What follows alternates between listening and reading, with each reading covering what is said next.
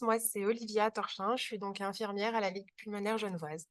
Éline Carrade, je suis pneumologue et je m'occupe principalement des patients qui nécessitent une ventilation non invasive, donc qui souvent ont besoin de soutien de manière très intégrative et de soins palliatifs.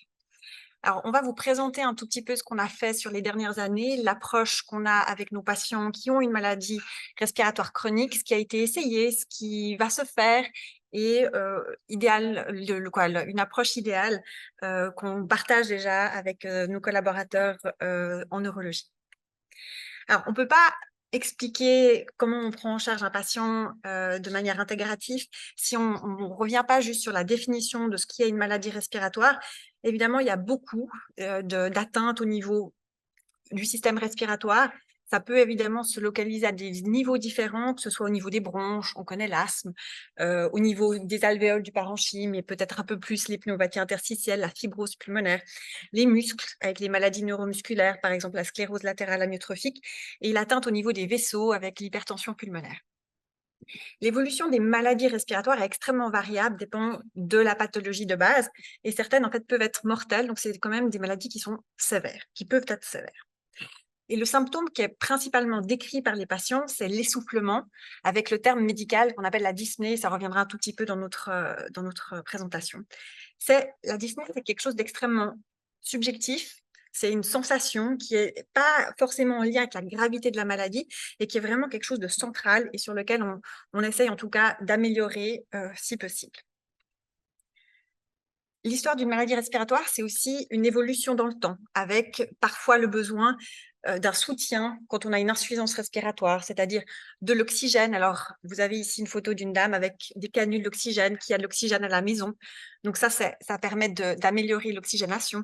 Ou bien, dans d'autres cas, selon les maladies, on a besoin d'avoir recours à ce qu'on appelle une ventilation non invasive. Et puis, on peut voir ici un patient qui a un masque qui est relié à un petit appareil qui permet de soulager sa respiration.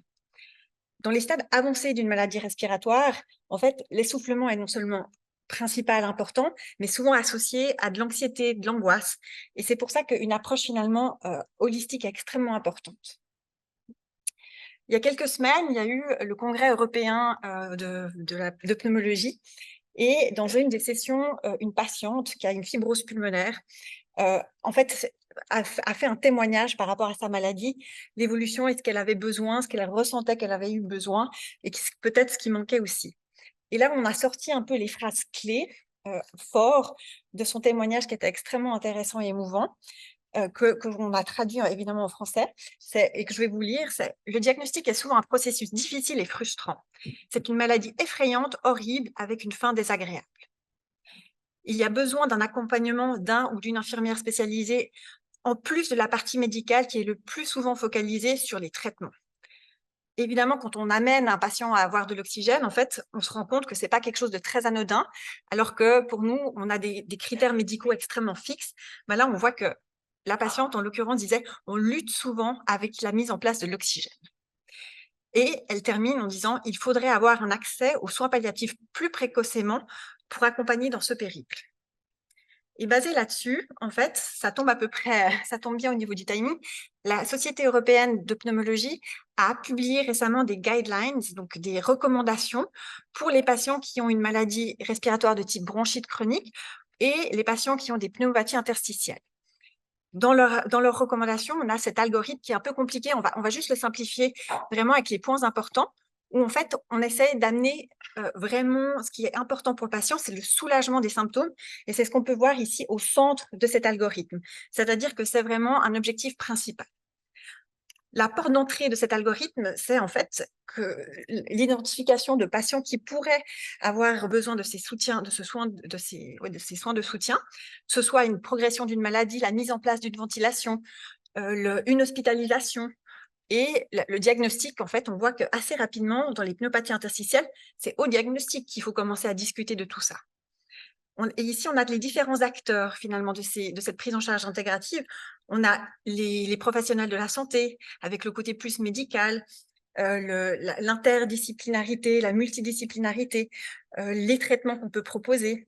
On a les patients et leur entourage qui, eux, ont tendance à demander d'avoir de l'écoute, d'avoir un soutien, un accès évidemment aux soins, que ce soit médicaux ou des soins de soutien. Et puis les organisations. Et c'est là un petit peu, c'est pour ça que dans notre collaboration avec les prestataires de soins, ils ont un rôle extrêmement important. Ça permet non seulement d'organiser tout ça, mais d'avoir une palette en fait de soins à domicile. On a de la chance en Suisse, et donc d'avoir finalement des ressources pour accompagner ces patients pour soulager leur souffrance. Au HUG, on a une collaboration, comme on l'a dit, soins palliatifs, pneumologie, avec plusieurs objectifs principaux. C'est de sensibiliser les acteurs des soins palliatifs aux spécificités des maladies respiratoires chroniques. On l'a vu, un patient qui a un cancer n'a pas forcément les mêmes plaintes et les mêmes souffrances qu'un patient qui a une dyspnée chronique dans une maladie respiratoire. Donc, c'est important de sensibiliser et que finalement que chaque acteur soit confortable avec la prise en charge. Et puis, il faut sensibiliser aussi les pneumologues aux soins de soutien, alors que finalement, on est souvent là pour faire le traitement curatif, un traitement médical extrêmement poussé. Et donc, c'est ça qui est souvent au premier plan, à défaut parfois d'une approche un peu plus symptomatique. Au sein des HUG, il y a eu plusieurs approches ou modèles qui ont été faits ces dernières années et on va les parcourir ensemble et puis on finira avec les perspectives de projets dont je pense que vous avez annoncé la collaboration avec la Ligue pulmonaire. Alors, les différentes organisations qu'on a eues dans le passé, c'était l'intégration d'une infirmière de l'unité hospitalière de pneumologie, qui était encadrée par l'équipe des soins palliatifs. Et puis, l'infirmière, en fait, cette infirmière participait aux consultations ambulatoires de pneumologie, donc assistait aux consultations médicales et dépistait les patients en disant « Ah, ce patient, en fait, il aurait probablement besoin de plus qu'un traitement inhalé. » Donc, c'était une sensibilisation aussi par rapport à détecter ces patients-là. Ensuite, il y a eu une infirmière de soins palliatifs qui était rattachée à la pneumologie et qui assistait de nouveau aux consultations ambulatoires et pour essayer de comprendre les patients et qui participait aussi au groupe ESPER, petit lapsus, ESPER qui est un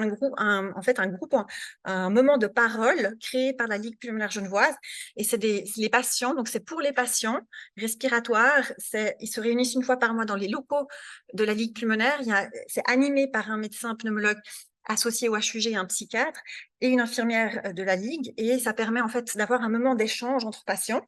Il n'y a pas d'agenda, c'est vraiment libre.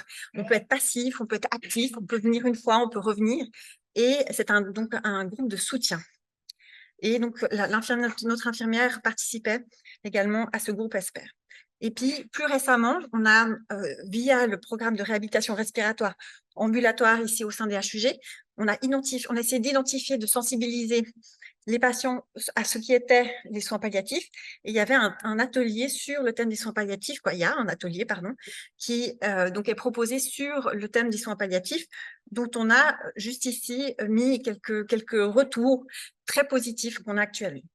Quand on leur pose la question, que représentent les soins palliatifs pour vous, les patients, alors on a résumé, on n'a pas pris beaucoup d'avis, mais globalement, ça se traduisait par ce sont des soins pour aider les personnes à mieux vivre une situation médicale délicate. Et puis à la fin de la table ronde, on leur posait la question, quelle nouvelle représentation des soins palliatifs avez-vous après cette table ronde? Et on a gardé deux réponses, ce n'est pas que l'accompagnement en fin de vie, et que les soins de support et d'accompagnement sont pour le patient et ses proches. Donc, on a plutôt des retours extrêmement positifs de ces ateliers. Je vais vous montrer, en fait, un modèle qui existe déjà depuis de nombreuses années au sein des HUG. C'est la prise en charge multidisciplinaire des patients avec une maladie neuromusculaire de type sclérose latérale amyotrophique. Et on a un centre ambulatoire ici qui permet vraiment de prendre en charge de manière ambulatoire les patients avec différents intervenants. Du côté respiration, pneumologie, on a les pneumologues, on a les ORL, on a les logos et on a les soins palliatifs ici, qui viennent également visiter le patient, et c'est quelque chose qui se fait extrêmement tôt. Ici, je vous montre juste une timeline d'un patient avec une maladie respiratoire neuromusculaire qui d'abord se plaint d'essoufflement, qui a peut-être après besoin d'un soutien respiratoire, qui développe une toux inefficace, c'est-à-dire que ses muscles ne sont pas assez forts pour lui permettre de tousser correctement, qui n'arrive plus très bien à manger, qui a des troubles à déglutition, qui nécessite la mise en place d'une gastrostomie, avec une nutrition via cette gastrostomie, qui devient peut-être dépendant à la ventilation. Et on voit que cette timeline qui a l'air très longue, finalement, c'est assez rapide, hein, c'est entre 0 et 24 mois. Donc, c'est quelque chose qui évolue assez rapidement. Évidemment, pendant ce temps et cette aggravation de cette maladie, il y a les prestataires de soins, Citex, SOS Oxygène, la Ligue pulmonaire, pour citer ceux avec qui on travaille, qui sont là pour nous aider, pour faire le lien à domicile et de manière assez précoce.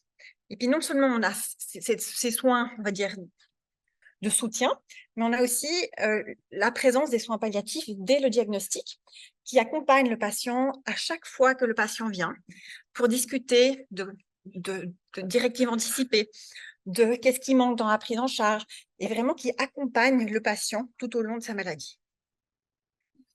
On a ici un exemple d'une directive anticipée, en tout cas d'une documentation institutionnelle de décision et de directives anticipées avec un patient. Il y a la partie très institutionnelle qui est les instructions médicales d'urgence, et puis il y a la partie directive anticipée et les plans de soins anticipés qui sont quelque chose qui sont discutés, qui peuvent être modifiés au cours du temps selon la maladie et qui sont documentés, que ce soit par le médecin traitant, le médecin des soins palliatifs ou le spécialiste. Donc, les objectifs pour les patients respiratoires des soins palliatifs, c'est évidemment d'amener de la sérénité, d'accompagner de manière personnalisée le patient et ses proches aidants. Il faut aussi qu'on ait conscience et qu'on anticipe l'évolution de la maladie et évidemment qu'on collabore avec les soins palliatifs, et c'est extrêmement important. Et qu'il y ait une prise en charge en fait, optimale, idéalement à élargir à tous les patients respiratoires. Là, je vous ai montré le modèle de ce qu'on fait avec le centre SLA, qui est finalement extrêmement bien fait et qui pourrait, si possible, être étendu à tous nos patients respiratoires. On va juste vous présenter des cas cliniques très rapides pour vous montrer ce qui est en fait finalement les soins palliatifs actuellement dans la vraie vie, en tout cas avec les patients respiratoires. Ce cas-ci, c'est un monsieur de 85 ans qui rentre dans sa maladie en 2000, donc il y a un long moment, avec une paralysie diaphragmatique sur une maladie auto-immune. Le diagnostic est posé, il a besoin d'une ventilation non invasive dès le diagnostic, donc dès 2000. On a un suivi conjoint avec la Ligue pulmonaire parce que c'est un patient ventilé. On a un suivi aussi conjoint avec son pneumologue de ville qui le voit aux 6 mois. Et nous, on le suit aussi de manière régulière. En 2023, en fait, on a un suivi habituel. Finalement, il y a une hospitalisation. Et puis, on essaye de vraiment anticiper le retour à domicile. On prépare ce qui est la partie logistique de ventilation. Et le patient retrouve son état stable. Néanmoins, ce qu'on n'a pas forcément pris en compte à ce moment-là, c'est que le contexte devient très difficile à domicile, non seulement pour le patient, mais pour ses proches aidants, face à une maladie qui a une longue historique de plus de 20 ans, avec des fortes répercussions sur la vie en fait, du patient et de son entourage, et sur son autonomie, et qui avait un certain décalage entre la prise en charge somatique de ventilation, par exemple, et finalement la prise en charge globale. Ce qui manquait un tout petit peu, c'était le soutien, le confort, l'accompagnement, l'éducation non seulement du patient, mais de son entourage, et puis cette prise en charge multidisciplinaire. Donc ça a été fait dans un deuxième temps, mais peut-être avec un certain décalage.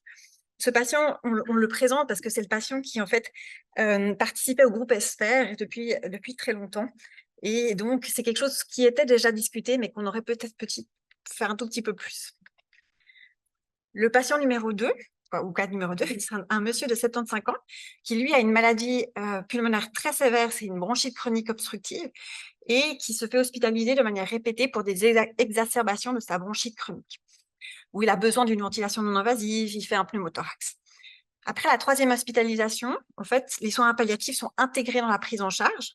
Et puis, il y a une consultation des soins palliatifs qui est extrêmement informative et qui, en fait, nous transmet plutôt ce qu'exprime le patient. Alors, je vous lis les termes utilisés. C'est le patient verbalise une peur de mourir liée à sa dyspnée.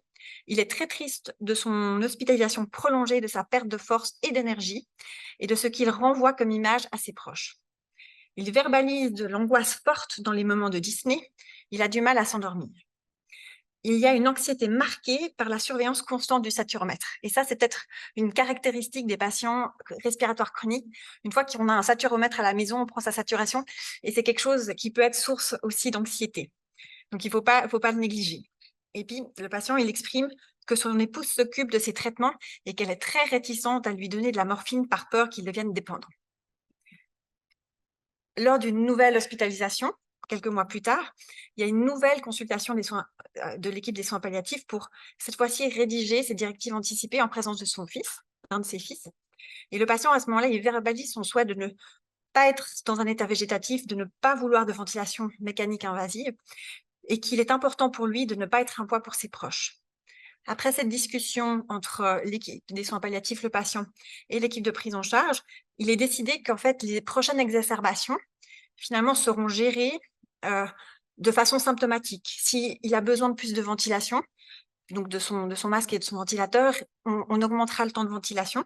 Par contre, on arrêtera cette agression, en guillemets, d'hospitalisation hospitalière qui était induite par les hospitalisations, par les transferts répétés, et que finalement, on allait gérer avec le patient les choses dans son lieu de vie. Et quelques semaines plus tard, le patient décède paisiblement, selon ses souhaits, en EMS. Après ces 2 exemples, on va vous parler un peu du futur ou en fait, à partir de très prochainement, par rapport aux perspectives, donc par rapport aux soins palliatifs dans le service de pneumologie. Alors, il existe déjà un groupe multidisciplinaire avec des pneumologues et des palliatologues pour essayer vraiment de porter ce projet, que ce soit la doctoresse Hensch, la professeure Potet, professeur Bergeron, docteur Guerrero, Stéphanie Claver, pour en citer quelques-uns, qui sont donc à l'origine vraiment de ça et qui portent ce projet vraiment à bout de bras. Le but, c'est d'impliquer une infirmière de soins palliatifs dans le service de pneumologie, dans les différents domaines, les différentes consultations spécialisées. Alors, ça a déjà commencé en pré-transplantation, dans les consultations de pneumopathie interstitielle, et c'est quelque chose qui s'étendra dans d'autres consultations spécialisées de pneumologie. Je m'occupe des patients ventilés. Souvent, ils sont pas très mobiles, et c'est vrai ils ont pas. C'est très très difficile d'un point de vue logistique à cause du fauteuil roulant électrique, du ventilateur, de la nutrition et de tout ce qu'ils ont finalement comme matériel autour d'eux. C'est des fois difficile de les amener à l'hôpital. Alors, on a peut-être c'est une des pistes peut-être de travail. Si on a la possibilité avec la téléréhabilitation en fait d'accéder aux patients chez eux, et est-ce que peut-être assister aux ateliers sur le thème des soins palliatifs à domicile, par exemple, ça permettrait peut-être d'inclure un peu plus de ces patients-là. Et puis évidemment, on est dans un centre hospitalo-universitaire, donc il y a des axes de recherche pour répondre au mieux à la demande des patients. Il faudrait idéalement que tous les soignants du service de pneumologie soient sensibilisés au dépistage des situations de soins palliatifs. Sur le versant hospitalier, il y a un projet institutionnel là-dessus, donc je n'en discuterai pas. Et puis, il faudrait qu'on puisse améliorer le parcours des patients, le parcours de soins des patients, que ce soit dans les différentes surspécialités de pneumologie. L'importance aussi, c'est d'éduquer les patients très rapidement à ce sujet. On le voit, ça rentre dans les recommandations européennes. Et puis, il faudra voir comment ceci sera faisable dans les prochains mois en évaluant ce qu'il y a comme organisation optimale pour essayer évidemment d'améliorer le système. On fait la présentation avec Olivia de la Ligue. En fait, pourquoi? Parce qu'on travaille aussi avec Citex, on travaille avec SOS Oxygène, l'IMAD, autres. En fait, le but, c'est vraiment, avec les prestataires de soins, c'est les soignants en fait qui sont au plus proche du patient, parce qu'ils vont au domicile, c'est le premier relais. Ils visitent le patient dans son environnement. Donc, c'est extrêmement important. Puis, peut-être aussi nous permettre de diagnostiquer plus les patients qui ont besoin de ces soins spécifiques de soutien. Et puis, comment la Ligue nous aide? Une participation financière au programme des soins palliatifs dans le service de pneumologie, avec une interaction importante sur l'implémentation des soins palliatifs en pneumologie. Il y a le groupe ESPER qui est animé par un médecin associé au HUG et co-animé avec une infirmière de la Ligue pulmonaire. Et puis, on aura des formations structurées des soignants de la Ligue pulmonaire qui se rendent au domicile des patients par l'équipe de soins palliatifs. Le message principal, c'est qu'évidemment, le patient est au centre, que les prestataires de soins et le service de pneumologie, et je devrais rajouter évidemment les soins palliatifs, s'unissent autour du patient, comme en fait, ça serait idéal, vraiment de maintenir ça. Et puis, on va terminer sur les valeurs qui sont soutenues par les soins palliatifs en espérant pouvoir répondre à toutes ces demandes de nos patients.